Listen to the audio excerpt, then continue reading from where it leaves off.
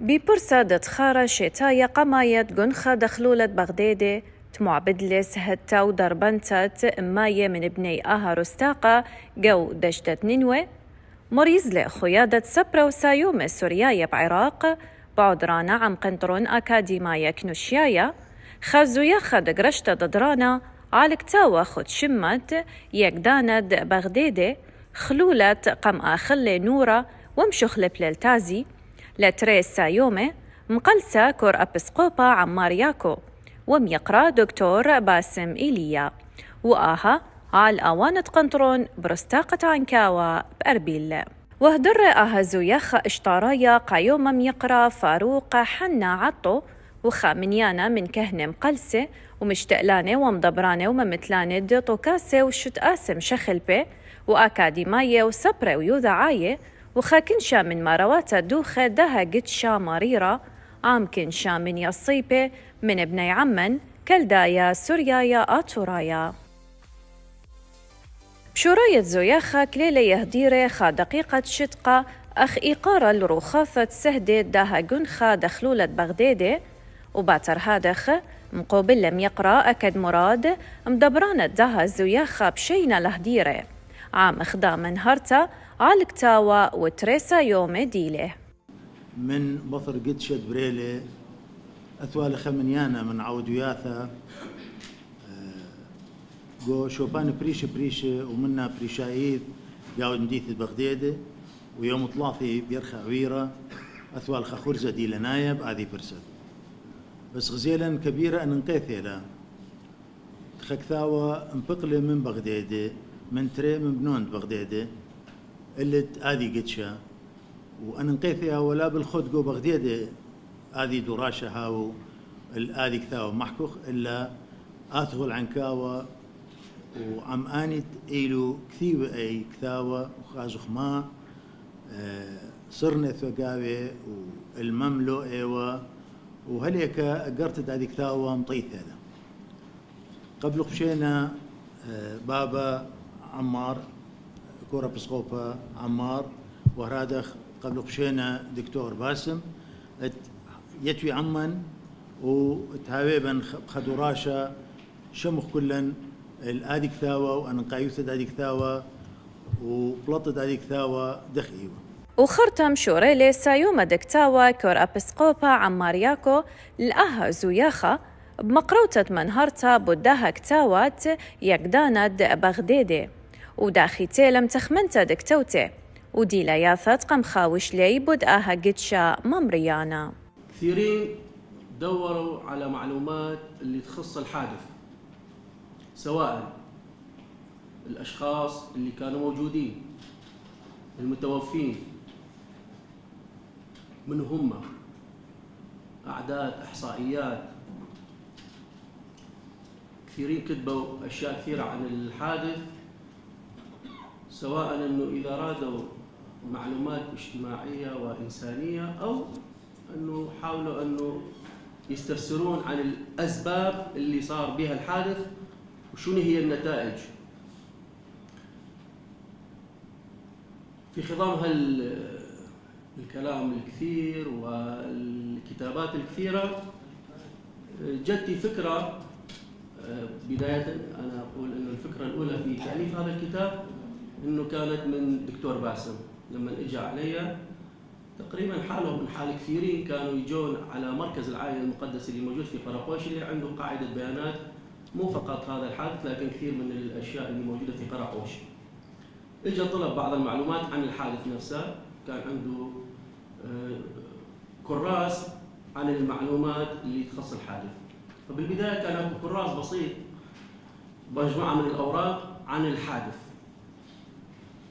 لكن بعد شهرين تقريبا اجى عليه مرة ثانية تقريبا قبل 9 شهور بالضبط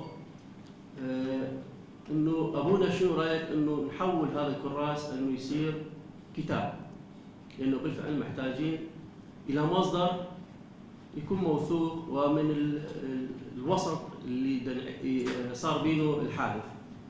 بالفعل بدينا نشتغل بالكتاب سواء استنادا على قاعدة البيانات اللي كانت موجودة في مركز العائلة اللي بها تفاصيل كثيرة عن الحادث وعن الأشخاص، وأيضا أنه نعطي للأشخاص اللي ما يعرفون بغديدة منو هي بغديدة حتى يعرفون شنو هي خلفيات هذا الحادث. وأيضا بعد فترة من بداية التأليف شفنا أنه هذا الحادث كان عنده أصداء كبيرة في العالم، بمعنى ما فقط على وسائل التواصل الاجتماعي اللي هي كده الفيسبوك وغيرها من المواقع التواصل الاجتماعي، لكن بالوكالات الدولية اللي هي رصينة. وآب مقرولس يوم خينة دكتاوى ميقرا دكتور باسم إيليا ديلياثا خينة بدأها باسعتا اشتاريتا دمن بقتا داها كتاوى وأنا قايوتا ديلي بمخاميتا دأن ديلياثا اليوبالي أتياني. الهدف من إعداد هذا الكتاب أن يعتبر وثيقة تاريخية للأجيال القادمة، حدث ما راح ينسي لأنه توثق. كل ما تجي أجيال من بعدنا راح تتذكر أنه حصل هذا الحدث في بغداد بالتاريخ الفلاني، والضحايا كانوا هؤلاء المدونين في هذا الكتاب. وممكن راح يجون جماعة آخرين من بعدنا يوثقون البيانات أكثر. محتويات الكتاب ما أريد أتطرق عليها هنا. 4 فصول: فصل تاريخي جغرافي، وقوائم إحصائية أو بيانات إحصائية بالضحايا، ومن ثم الصدى الإعلامي العربي والعالمي باللغات المختلفة لغطت الحدث. وفعلا كانت الصحافة العالمية متفوقة في إبراز الحدث. وكالات أنباء عالمية مشهورة راح تلاحظوها كتبت عن الحادث.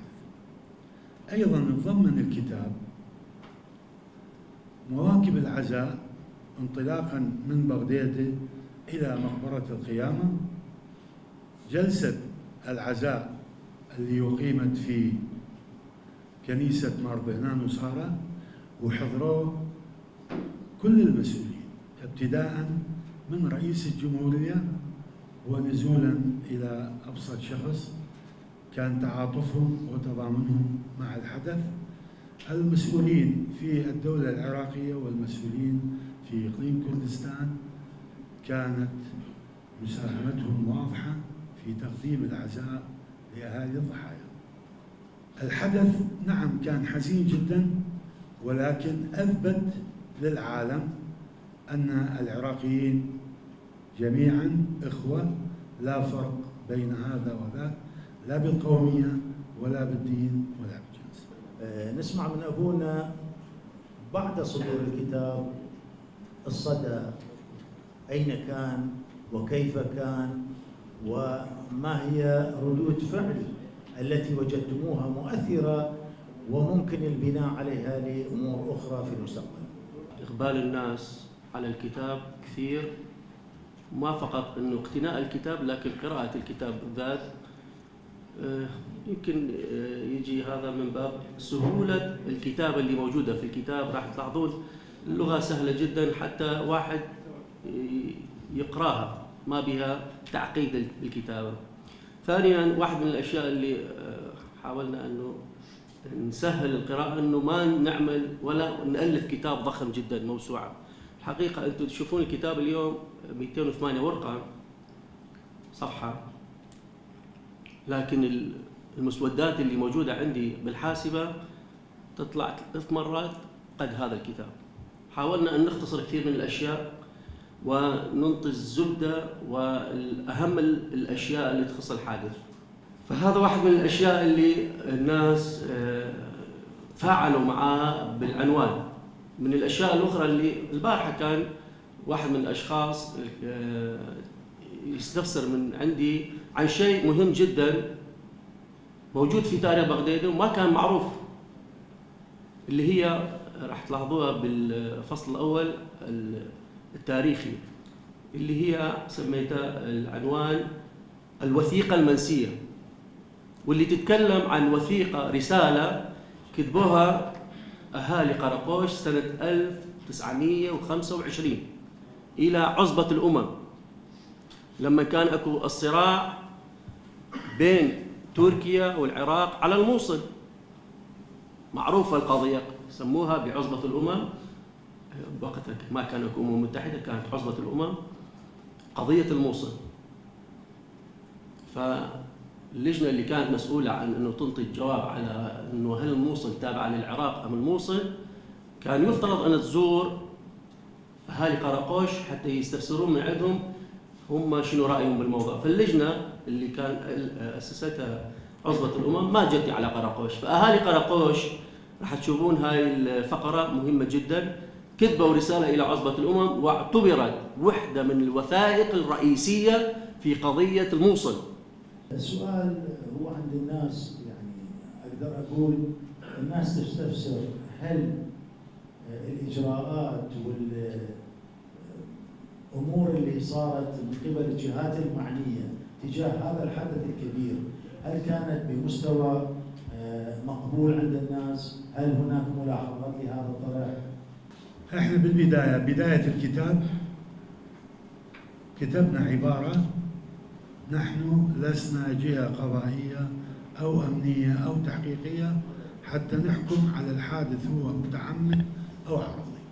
أما إجراءات الدولة تبقى قناعة اللجان التحقيقية بآرائنا الشخصية وبنفس أهالي الضحايا. الدولة لم تقم بأي دور لإنصاف أهالي الضحايا من جهة. اثنين، القرار اللي صدر من وزارة الداخلية والمقترح باعتبار الضحايا شهداء وإنصاف أهالي الضحايا، الكتاب من مجلس الوزراء أرسل إلى مجلس النواب للتصويت عليه، وإلى حد الآن لم يأخذ المنحى القانوني واعتبارهم شهداء.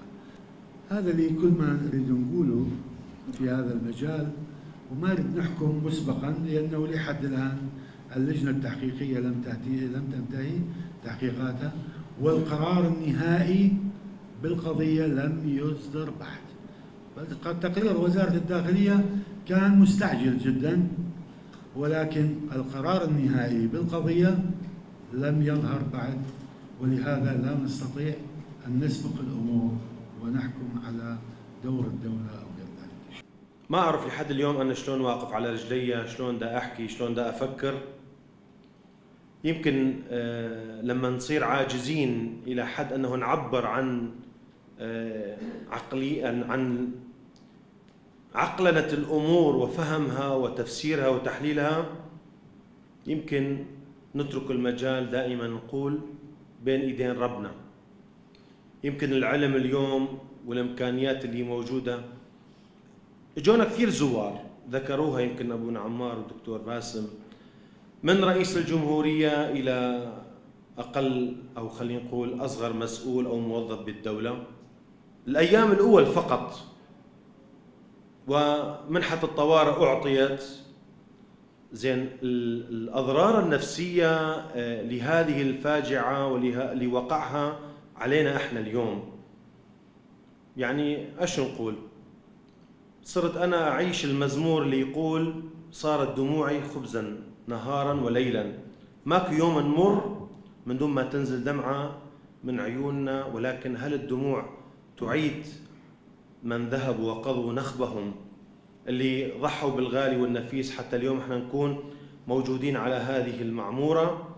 كل واحد هو بحد ذاته هو تاريخ. اليوم للأسف لما احنا نفكر ما بهذه الطريقة أنه نقدر أو نثمن أمواتنا بمنحة طارئة، أو يمكن يستعطفون علينا ويعتبروهم شهداء، حتى يمكن حتى الأيتام والأرامل نوعا ما يقدرون يكملون مسيرة حياتهم وصعوبتها في بلدنا وفي بقية البلدان. لكن المسألة هي أكبر من هذا. وباتر هادخ مشوت بلاي خامنيانا من هديرة ميقرة بمقروتة عقاوة ورعيانة وشوالة بودخوي شاثة دكثاوة وآها قدشا مريرة وكد إيوا خاس وادا موترانا عم يقرأ سايومي داها كتاوة اشطارايا.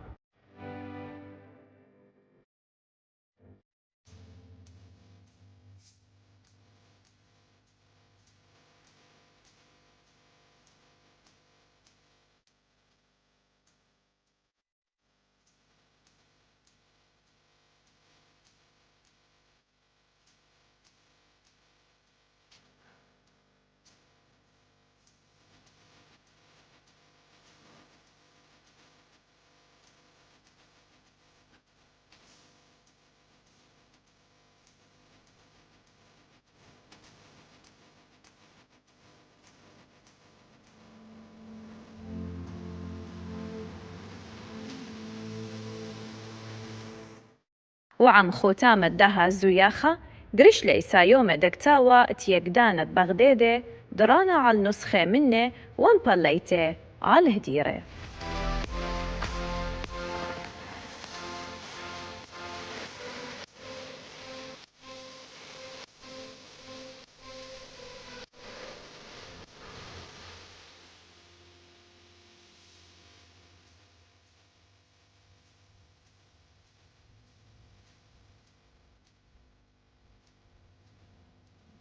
باطر شاتا ماد بريل بغداد حادث حريق بش لبليطة هذا كثاوة بش لمؤلفة من قبل أبونا عمار ودكتور باسم بعنوان محرقة بغداد.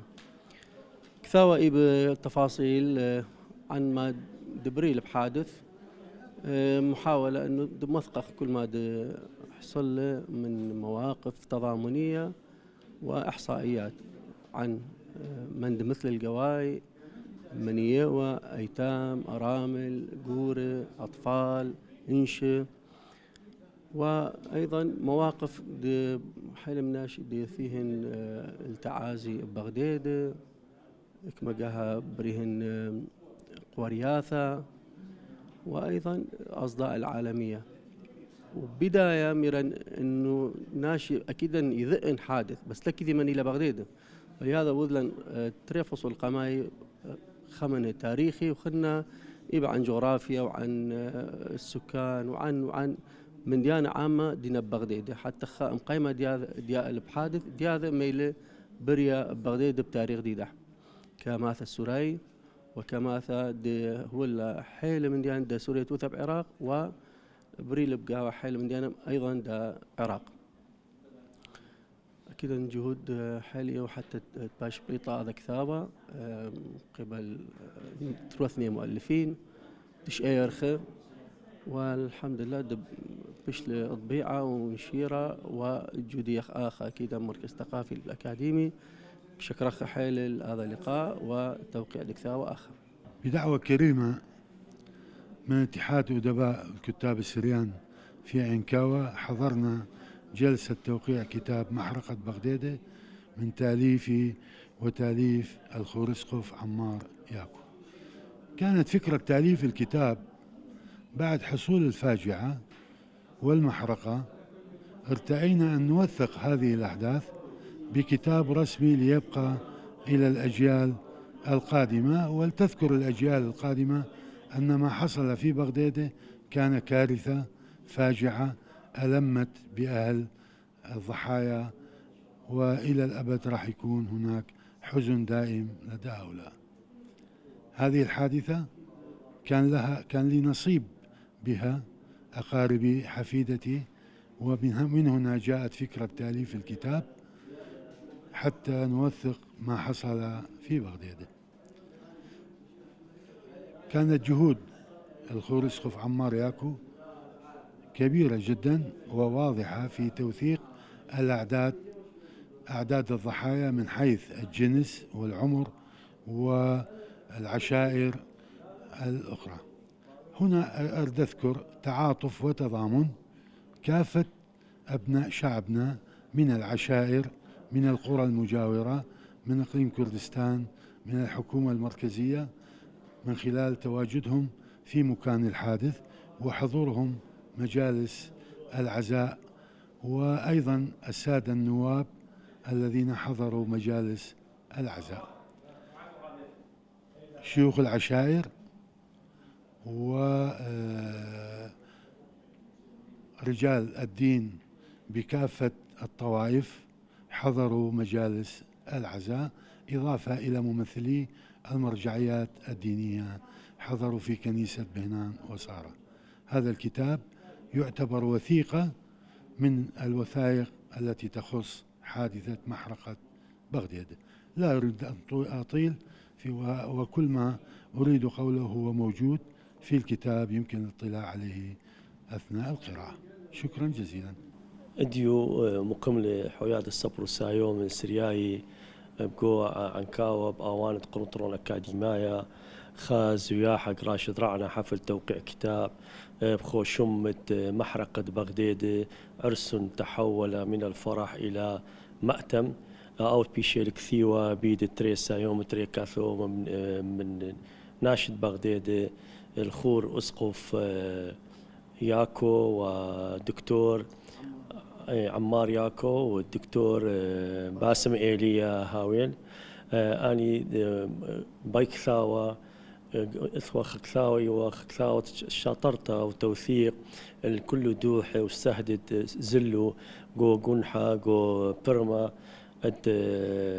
يقدون بغداد قاود اشتو سري أيلون تريال بوطلاثة وسري قاوي كثولو شمانو وعم شكلو وعم بيتواتو وناشو وبيمسي قوما بيشيلو دويخي ومنيانا من أصداد آذي قدشة اللي كونيشيا واللي تخاي يوماي قاوت ماثد بغداد دي لانايذ وأكيد إيوخا مع بدانوثا مريمنتا السلبية اللي كونيشيا مجتمع بغداد وأي شولة إلى شولة رابطة تتبايش أي قدشة لا بايش خا طبة كريا وبايش منشيا بس بايش أمينائيذ قاوت حدانة وتخملتا ورنيا وتخملتت كل ناشي ومطيا أي أقرتا اللي كل أثرة والكل تيول دي لانايذ هاو عم إثوى عم أي مندي خمنيانا من خبر وطب تيولايت بيشيلو بريسة للشانة إنجليزايا اللي هذه قدشة وكل أي كثاوة بايش خمتخرتا وخأقرتا طالت أجيال وطالت ناشد ماثا وطالت أثرة عم مطالبة بعوثة قاو زدقد آني دوحي وآني سهدة والي ثيلة اللي تكونشيا والي ثيلة اللي حكومة والي ثيلة اللي تكون شوت آسي مرضو ثاناي روحاناي هاويلو تشمشتا تم قلقلي من حشي من مرقد آني تبيشن ومن ضربن باثر آدي يقدونا مريرة. هاوي بسيمة حوياد الصبر وسايومة سورياية وشوتاو ثمت قنطرون أكاديمايا كنوشيايا دي مقملو خا محاضرة خا قرشت الدرانة اللي تكثاوت محرقة بغداد قاود لشانة عربايا الخور اسقف عمار ياقو ودكتور باسل هاوي اي خمندي يعني خمندي تخرخ لقم خشاته وخمندي رابه ممرانه وتكل عمان يعني ساده بشلو قاو مو 35 نوشه يعني حلدا اخني لبن قيده لقاود اي مندي هاي بسيمة أي خا وثيقة يا ربثة وكم وديلة أني تري بارسوب تتبايش تخرونا تكلو أني كاثي بثران تتقاري لو يدي ما بريالة هاي بسيمة حويادة وهاو بسيمة قنطرون هاويتون بسيمة أختوخن هم أختوخن ثيلوخن تتبرسيتون أي مندي هاويتون بسيمة كبيرة.